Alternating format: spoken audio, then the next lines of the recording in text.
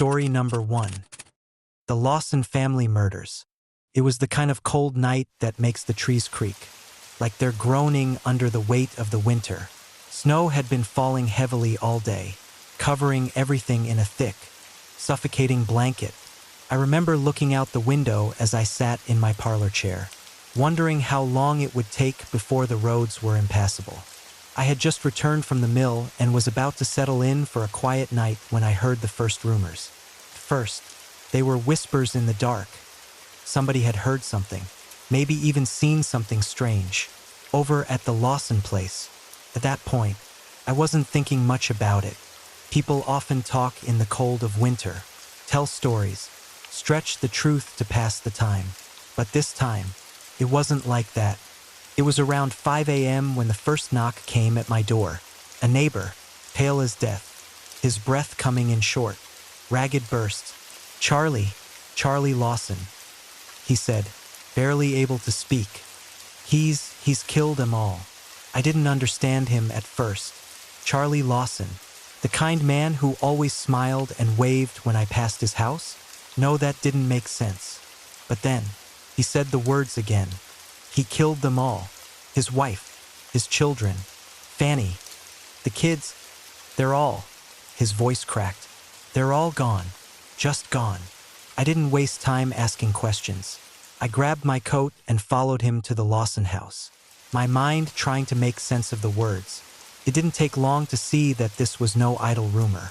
The place was crawling with people, some of them standing around the yard, eyes wide, looking toward the house as if expecting something else to happen. I could see the smoke rising from the chimney. The house seemed too calm, too still, but in a way that was wrong. It wasn't just the quiet, it was something else. A stillness, a weight, like the whole place was holding its breath. We entered the house slowly, the floor creaking beneath our boots.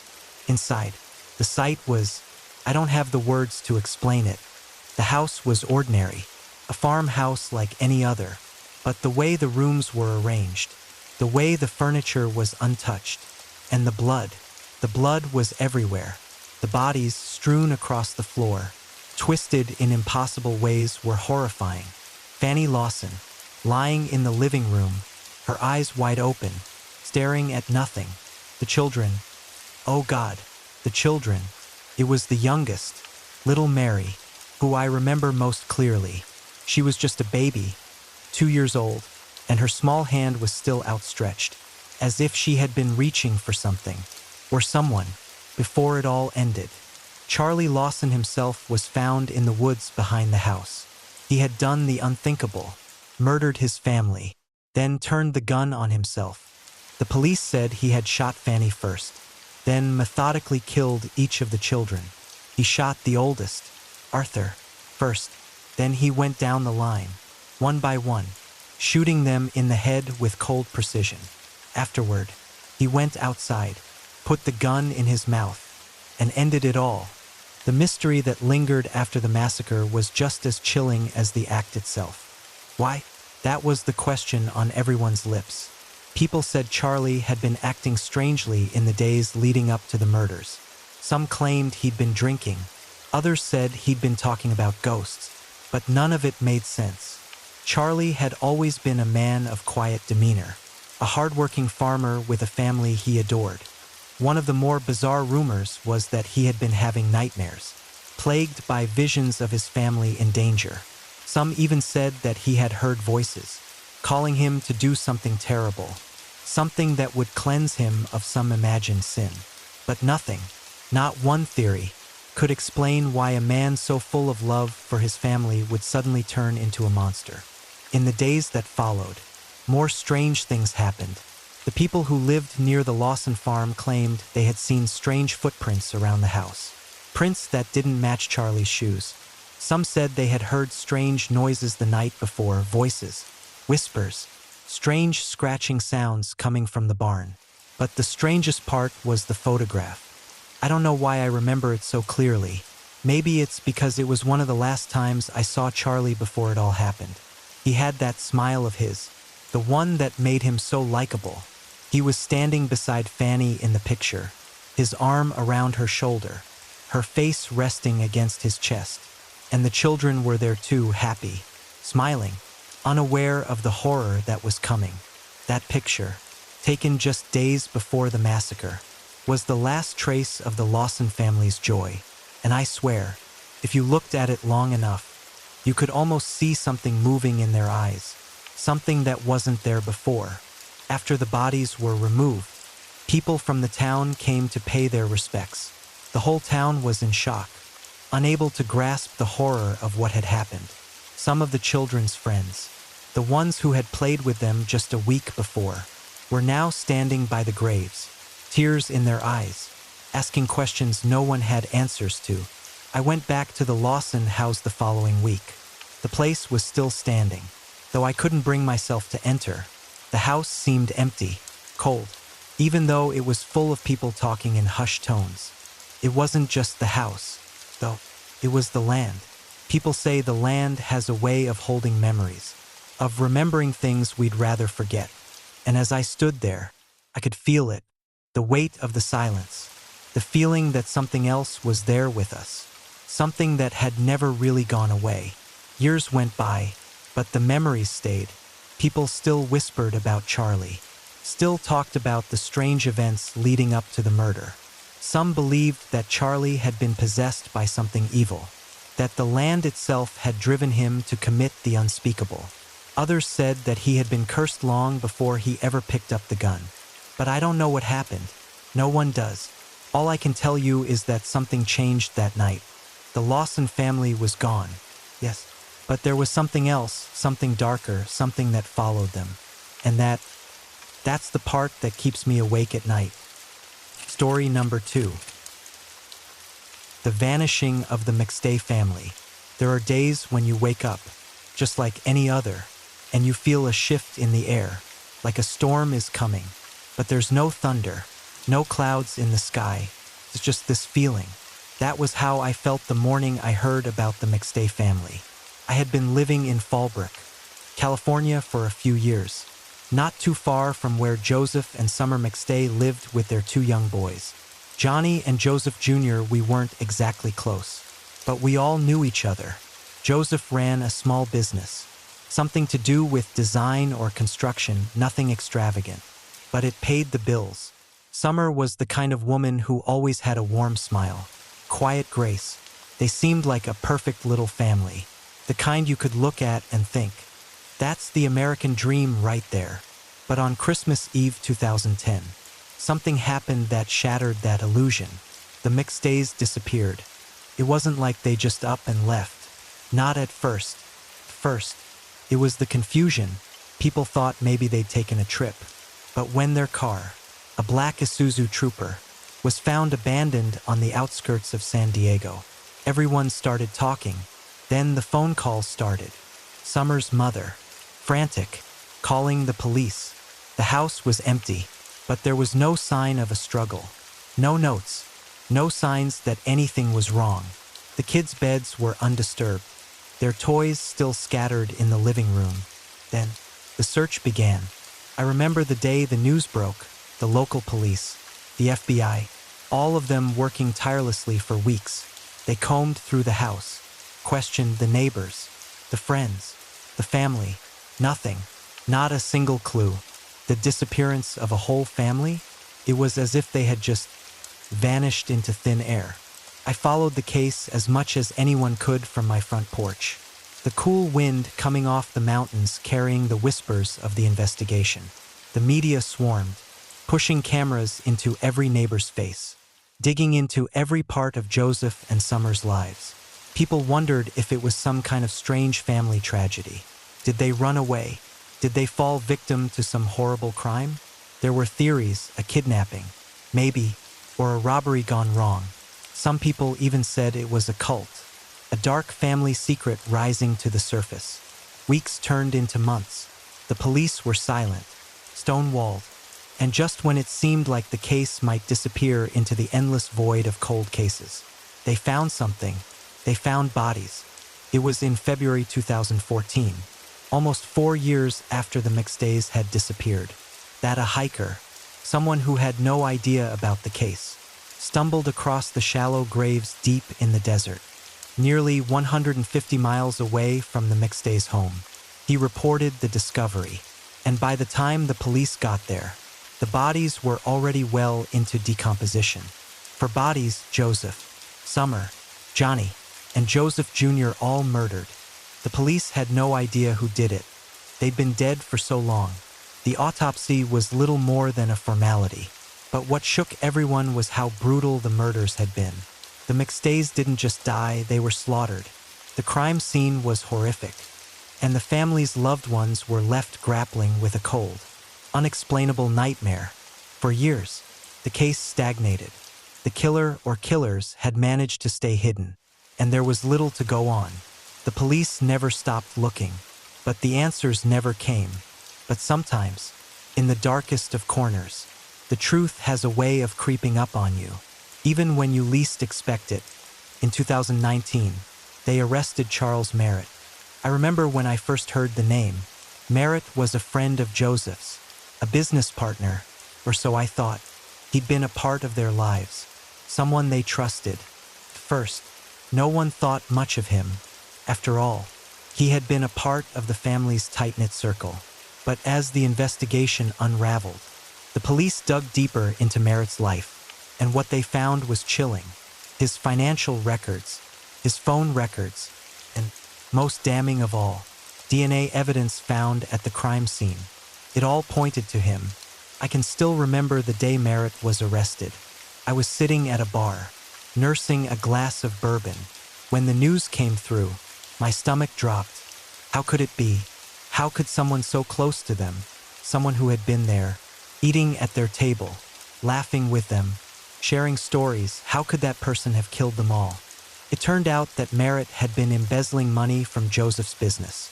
The pressure had been mounting, and as his financial problems grew, so did his desperation. But it wasn't just money that drove him to murder.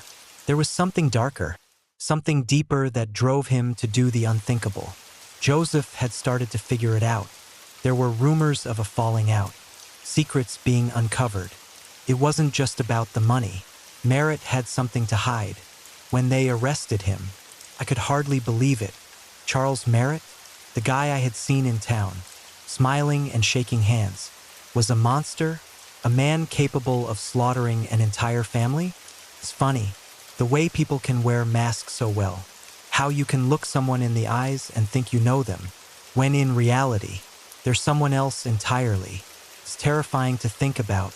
Merritt's trial was a spectacle. The courtroom was packed, and I found myself sitting in the back, watching as the defense tried to spin a story, tried to paint Merritt as a victim of circumstance. But the evidence was overwhelming. Merritt was convicted of 4 counts of murder in the first degree. I've thought about that case more times than I care to admit. I still drive by the McStay house sometimes, though it's been sold and someone new lives there now. But every time I pass, I get this feeling in my gut, like something's wrong, like there's a shadow in the air that I can't shake. The case may have been solved, but for me, for all of us who were left behind, the scars are still there. I'll never forget the look in Summer's eyes, the way she used to smile when I'd wave from across the street. And the kids, oh God, the kids, they didn't deserve any of it. Sometimes, I wonder what would have happened if I had known something, if I had seen the warning signs earlier, if I had done more. But in the end, the answers never come. The truth is a beast that sleeps for years, only to wake and tear through your life when you least expect it. And when it does, it leaves you with a question that haunts your every waking moment. How well do you really know the people you trust? How well do you really know the ones you think you can call friends? Because sometimes, the biggest monsters are the ones who never show their teeth. Story number 3. The Christmas Night Murders.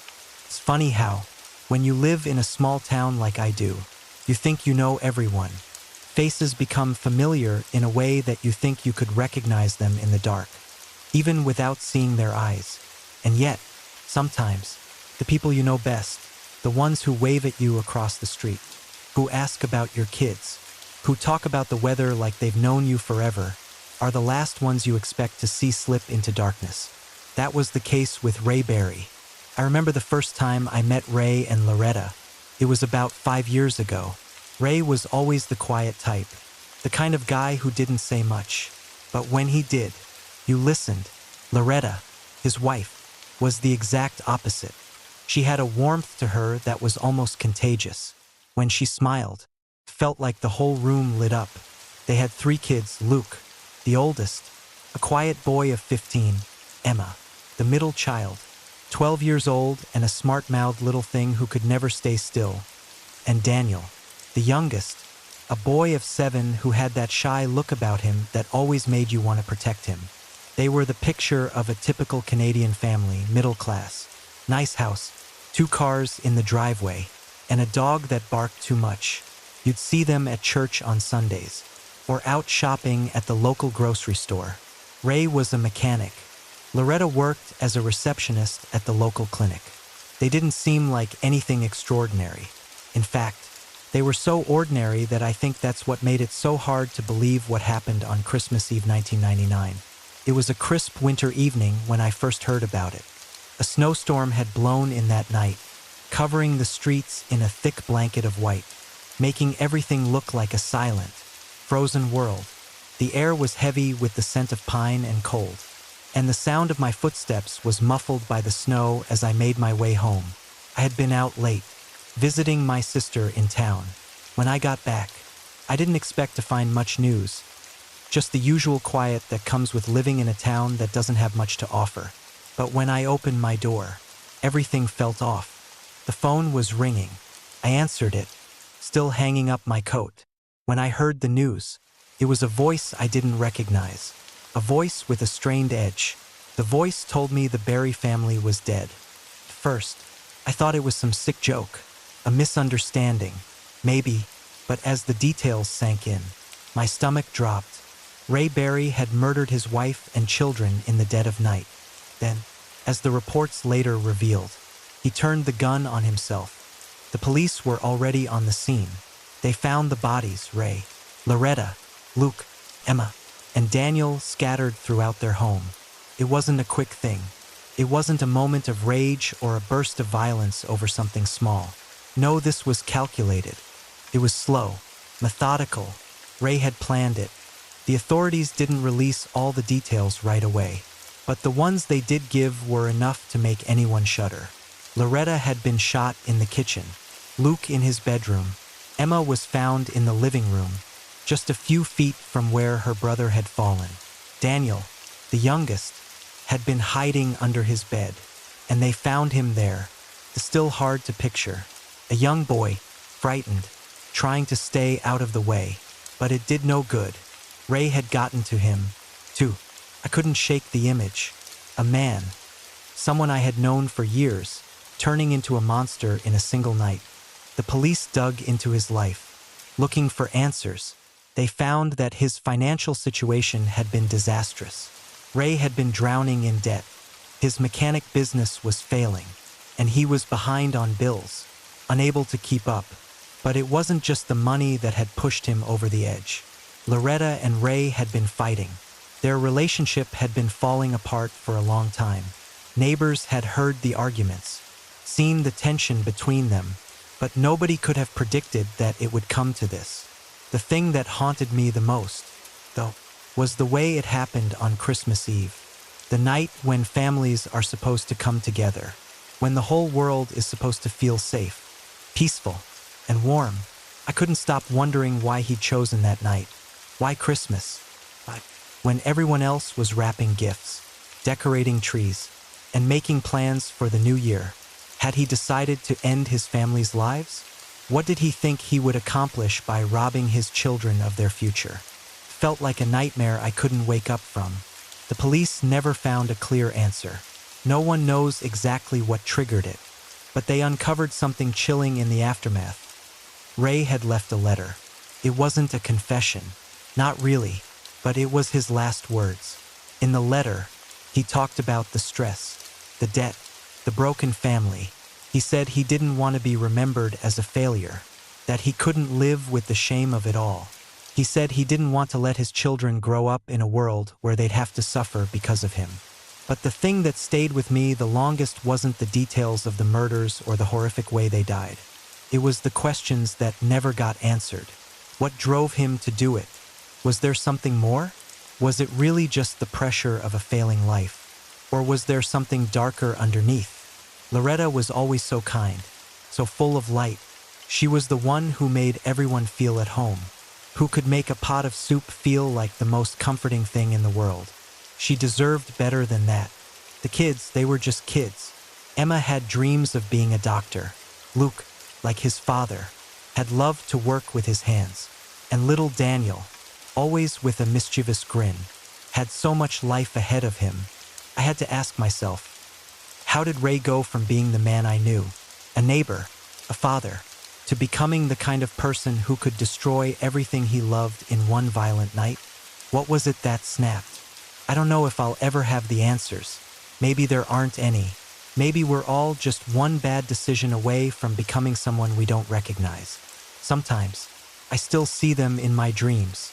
I see Loretta, standing at her door, calling her children inside from the snow. I see Luke, running around the yard, his smile bright and carefree. I see Emma with her books, Daniel chasing after his dog. But then, the dream always shifts, and I see Ray, and I hear the sound of the gunshot, and I wake up, every time, with a heavy heart, because the worst part is knowing that in the quiet moments, the dark ones where you think no one's watching, any of us could become someone else entirely. Story number 4. The Haunting of Hinterkaifeck. I'll be honest with you, there's a place on the outskirts of the world, somewhere deep in the forest, where the trees grow thick and the fog clings to the ground like an old ghost. It's a place where time doesn't seem to pass quite the way it does everywhere else. A place where the past seems to refuse to let go. That's where I found myself one late autumn evening, standing on the edge of what used to be a farm called Hinterkaifeck. Hinterkaifeck. That name always made the hairs on the back of my neck stand up when I first heard it. It was just after dusk, and the wind had started to pick up, tugging at my jacket as I stepped off the bus and onto the dirt road leading up to the old farmhouse. The sun had already dipped behind the horizon, and the dark seemed to swallow everything whole. The air smelled damp, earthy, like something had been buried too long, the kind of smell that makes you want to turn around and go back the way you came. But I couldn't. Not now. The farm had been abandoned for decades, but even now, people talked about it. The locals still avoided the place, warned visitors to steer clear, as though just setting foot on the ground might curse you. Every year, when the cold months rolled around and the days grew shorter, the whispers would start, always with the same eerie, haunting undertones. The murders, the Hinterkaifeck murders. It happened on a cold night in March 1922. The Gruber family, Andreas, his wife, Kazilia, their daughter, Victoria, and her children, the young girl, Kazilia, and the little boy, Joseph, had been slaughtered in their own home with a mallet. The story, as it was told, was nothing short of horrific, but no one could explain it, not even the police. What made the case so chilling was not just the brutality of the murders, but the fact that, after the killings, the killer or killers had remained in the house for days, living with the corpses of the family. When the police finally arrived, they found the house eerily undisturbed, save for the bloodstains and the bodies. It was as if the killer had simply disappeared. There were no signs of a break-in, no traces left behind, only the faint smell of death that lingered in the walls, as if the house itself had absorbed the horror. The strange part? The killer had been hiding in the house all along. For several days after the murders, the people who lived nearby had heard footsteps, muffled noises, and the sound of doors creaking late at night. No one thought to investigate until it was too late. Now, decades later, standing in the place where it all happened, I couldn't shake the feeling that something, or someone, was watching me. The trees groaned in the wind, their limbs twisting in odd, unnatural ways, and the house itself stood in front of me, crumbling and decayed, but still hauntingly present. You could feel the weight of its history as soon as you stepped onto the property. It was as if the ground itself held the memories of the brutal crime, whispering its secrets to anyone who would listen. And I couldn't stop myself from listening. I'd heard the rumors. Everyone had. The killer was said to have been a man named Carl, a servant who had worked for the Grubers just before the murders. He was suspected of being the one who'd slaughtered the family, but no one could ever prove it. They said Carl had vanished without a trace the night after the murders. He was never found, not a single clue to his whereabouts, not a whisper of his name in the years that followed. But there were those who said it wasn't just a man. They said the house itself was cursed. I couldn't help but think of those rumors now as I stood in front of the house. It seemed to lean toward me, his broken windows like hollow eyes, watching me from the darkness. I couldn't get the image of the Gruber family out of my head. Their last moments, their final screams. Had they known who their killer was? Did they know the terror that was coming for them? I moved closer to the house, my footsteps crunching in the snow as I made my way toward the front door. I was drawn to it, like a moth to a flame, even though I knew I should turn around and leave. I shouldn't have gone in, but I did. The door creaked open with the kind of sound that sent a shiver straight through my bones. Inside, the air was thick with dust, and the stench of decay hung in the air like an old, forgotten secret. The walls seemed to breathe, like they were alive, and I couldn't help but feel that something was there with me. Something dark, something ancient. The first room I entered was the kitchen, the place where the murders had started. The smell of rot was overwhelming, and I had to force myself not to gag. There, on the floor, I could still see the outline of where Andreas Gruber had fallen, his body now just a faint impression in the dust. I could hear whispers, soft whispers that seemed to come from nowhere, from everywhere. They echoed around the house, bouncing off the walls, curling around my ears. They weren't words I could understand, but I knew what they were. I had heard this before in the stories, in the nightmares. They were the voices of the dead. I took another step, and then another, but the further I went into the house, the more it felt like I was no longer alone. I felt a presence behind me, just out of reach. I turned, but there was nothing there, only shadows, dark and thick, wrapping around the corners of the room. Then, a noise soft at first, like the creak of wood. I looked up, and there, at the top of the stairs, stood a figure. It was a woman. Her hair was matted with dirt, her eyes hollow, sunken, staring directly at me. Her face was pale, almost lifeless, but I knew it was Victoria Gruber, the daughter. Her mouth opened, and then she screamed. The sound was deafening, echoing through the house. My heart raced, my breath caught in my throat, and I ran.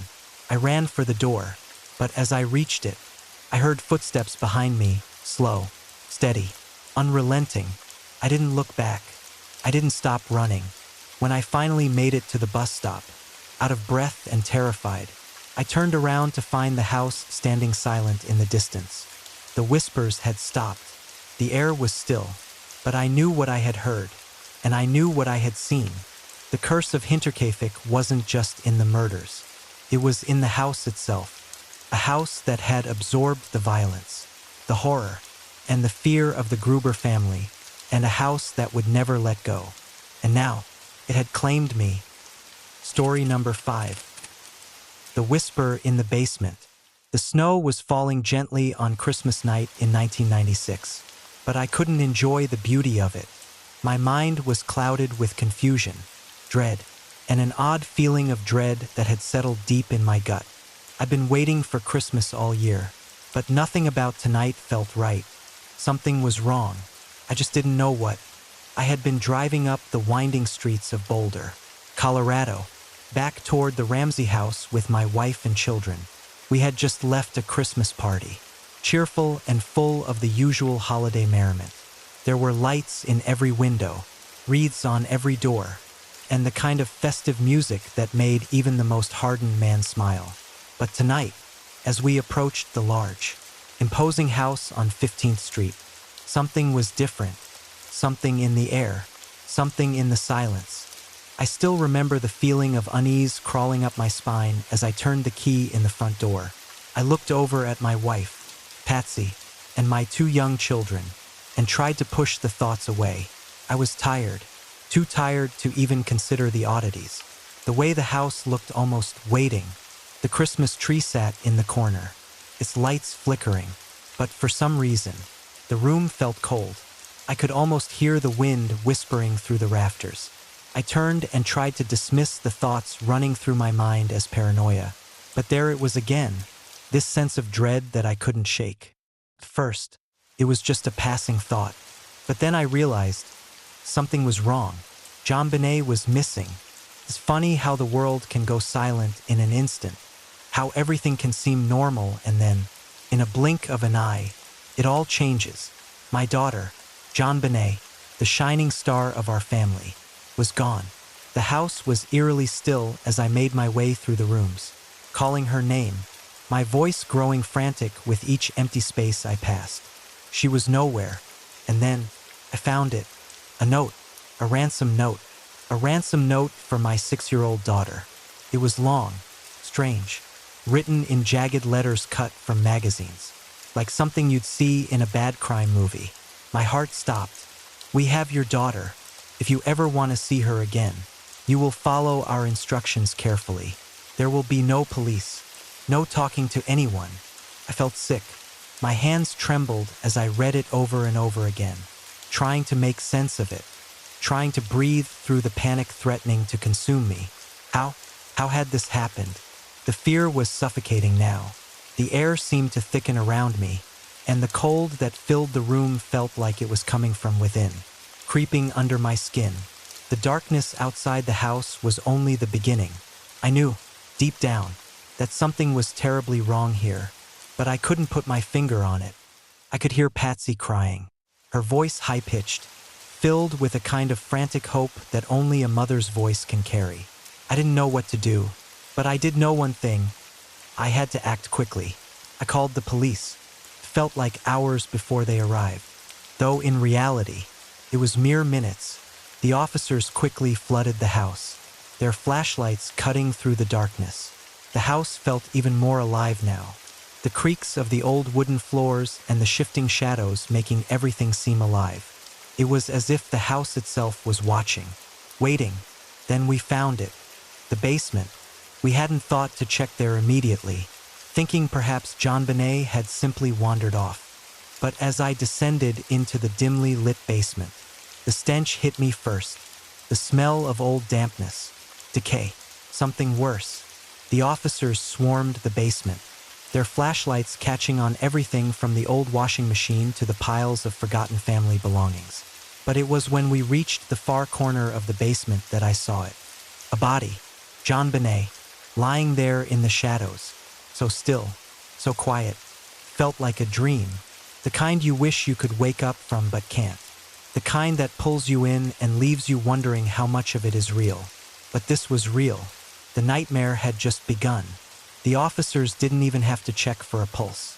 It was clear. She was gone. I don't know how much time passed before I finally stood up, my mind spinning, trying to wrap itself around the horror that had just unfolded. My hands were still shaking, and the air felt cold around me, colder than it ever had before. The officers looked at me with eyes that had already seen too much. They said nothing. They didn't have to. The look in their eyes said it all. They knew. I wanted to scream, to demand answers, but the silence of the basement seemed to suffocate my voice. There was no explanation for this. There was no reason. No one could understand how something like this could happen to my daughter, to our family. What kind of person could do this? The officers began to comb through the house, looking for anything, any clue that could lead them to the killer. But they found nothing. No fingerprints, no footprints, no trace of anyone having been in the house except for us. The only thing they could find was the ransom note, and even that felt like a riddle. The words, the instructions, everything about it was wrong. But the one thing that stood out, the thing that haunted me even more than the body in the basement, was the line at the end. "You will never see her again." That line, it seemed to echo in my mind, and I couldn't shake it. Something about it, something about the whole situation didn't add up. Who would leave such a note? So strange, so specific, and then do this? It didn't make sense. But what did make sense was the fear that grew within me as I realized that JonBenét wasn't just gone. She was taken by someone who knew us, someone who had been watching, and the feeling, that dark presence that I couldn't shake, that feeling of something else lingering in the house, something not quite human, made me wonder if the house had known all along. Story number 6. The Black Dahlia. I remember the night I first heard about Elizabeth Short. Not in the way you'd think. The news didn't land with a shocking bang or a headline that gripped the whole city. No, for me, it was just another night in 1946, and another missing girl in the fog of Los Angeles's endless stories. But for Elizabeth Short, the night she disappeared would be the last she ever saw. It was late December, just as the city started to come alive with Christmas lights, and there was a cold wind in the air, one of those biting winds that make you feel like you're walking through someone else's nightmare. The year had been a strange one, a blur of rumors and false sightings. But when her name, Elizabeth Short, surfaced in the newspapers, everything changed. It started as a missing persons case, a young woman who had vanished, another face in a growing sea of anonymous bodies in Los Angeles. The police had little to go on, just a young woman's image caught in a photograph, eyes wide and haunted, lips painted dark red, her hair cascading down in waves. Nothing special, nothing unusual, at least not at first glance. But that was before her body was found. I didn't know Elizabeth Short, never had the pleasure of meeting her. But the night I heard about her death, I had a feeling deep in my gut, an instinct, maybe, that something was terribly wrong. I was on duty at the Hollywood police station when they brought her in. The scene was just another grisly discovery for us detectives. But there was something in the way the coroner looked when he walked in. His face was pale, his lips tight, his eyes darting around the room. I had seen bodies before. Of course, dead bodies tell their stories in different ways. But this one felt different. It was late, almost midnight, when I was called out to the scene. The coroner didn't have to say much. He just gave me that look. The kind of look that says, "You're about to see something you won't be able to forget." I remember stepping out of the car, the harsh LA streetlights casting long shadows down the alley. There was a chill in the air that seemed to go right through you, cutting to the bone. The city, with all its glitz and glam, had a darkness hiding under its skin. And that night, in the worst way possible, I would come face to face with it. The alley where they found her was quieter than usual. Most people had gone home to their families, to warm houses with the smell of Christmas dinners filling the air. But not Elizabeth. She was alone. She had been alone for days, maybe weeks, even before she'd disappeared. I stood there, staring at her body, and for a long moment, I couldn't move. The first thing that hit me was the smell, the sharp, stinging scent of blood mixed with decay. But it wasn't the blood that stayed with me. It was the way she was arranged. Her body had been cut in half, her torso lying a few feet away from her legs. But what struck me as most terrifying was the way she had been posed. Her body was placed so carefully, so deliberately. The cuts were clean, precise. This wasn't some random act of violence. This was something much more methodical. Her mouth was stretched into a grotesque smile, too wide, too perfect, and her eyes, those wide, glassy eyes, stared up at the stars as if she were still alive, watching us from beyond the grave. She looked as though she was reaching out from the darkness, trying to tell us something. "Detective," a voice broke through the trance I was in. It was Officer Malone, his face ashen. I turned to him, but I didn't speak. I didn't need to. I knew what he was going to say. "She's the one, isn't she?" he asked, his voice trembling. I nodded slowly. Elizabeth Short, the Black Dahlia. As I stood over the body, my mind started to race. Who had done this? And more importantly, why? The city had its fair share of strange disappearances and unsettling murders. But this was something else entirely. This was something that could unravel the fabric of Los Angeles. Something that would leave a scar on the city's soul that it could never erase. Days passed, and the investigation moved forward. But nothing felt right. There was a constant buzz in the air, a sense of impending doom that wouldn't leave. The people in this town, the ones who had nothing to do with the murder, seemed to sense it, too. They walked with a little more caution, glanced over their shoulders just a little more, and everywhere I went, I heard her name, the Black Dahlia. The more I dug into Elizabeth Short's life, the more I began to understand the complexity of this case. She had no family in Los Angeles. She had no friends who could account for where she'd been in the days before her death. But there were whispers about a man who had been seen with her on several occasions. A man who, according to some, was the last person to speak with her before she disappeared. I had a name, George Hodel. He was a doctor, a man of some means and influence. I found out that he was connected to some of the most powerful people in the city, and he had a reputation for being eccentric. Some said he had a taste for the macabre. Others whispered about his relationships with women, and not just any women, young, vulnerable women. As I dug deeper, I began to uncover connections, but nothing concrete. I started to see the pieces of a larger puzzle, a conspiracy that spanned years, a man with power, a woman who had been broken by the world, and a murder that was no accident. The deeper I went, the more I felt myself being drawn into the web, until I was standing on the edge of something dark, something that I wasn't sure I could escape. And then, the phone call came. It was a tip, a voice, distorted and muffled, claiming to know the truth. "I know who killed her," the voice rasped. "And I know why." The voice gave me an address, a place I had been before, years ago, a place I had thought I had left behind. I don't know what I expected to find when I went there, but it wasn't what I found. I stepped into the room, the cold air rushing past me. The room smelled of old dust and decay, and the walls were lined with photographs of Elizabeth Short. And there, in the center of the room, was a large black and white portrait of her.